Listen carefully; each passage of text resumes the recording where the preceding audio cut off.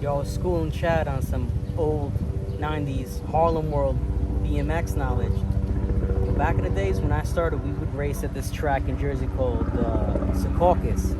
And all the dudes from Harlem, Remo, Chad, Will, Nate, Hoogie, they would come out.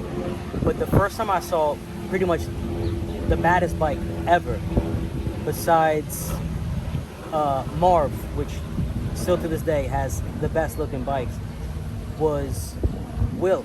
Will had a purple Hyper with the matching Hyper bars. This bike was so perfect, man. They would make the frames chrome and they would paint the purple over. And this was a trans purple. The bike was the baddest bike. And he did the sickest knack. The dude was nasty. And back then there was no black kids at the racetrack. Like very few black kids rode BMX. So when we would go to the nationals, you would see these dudes rolled up and his bike was so perfect. His bike looked like a pro bike.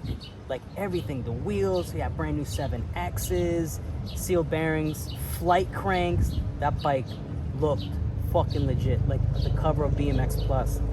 And it was crazy because in the early 90s, if you had Vans, you were doing it. From 95 and up, if you had Vans, that was trash. You were a herb. It was disgusting. Like no one even wanted to fuck with them. You had ESs, Etnies, and whatnot.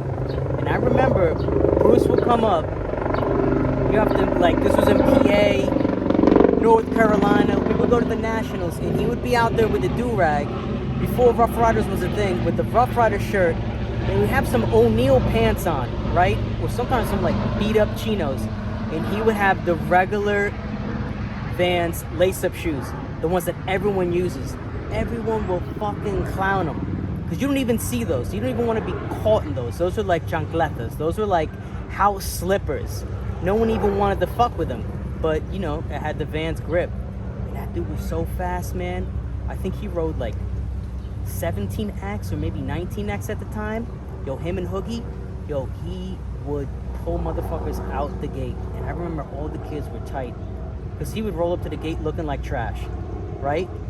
To their standards, you know, pants were all fucked up, like the shirt wasn't fitting, and these horrible looking shoes that were like, at one time he had the shoes fucking taped, man. The toes were like hanging out.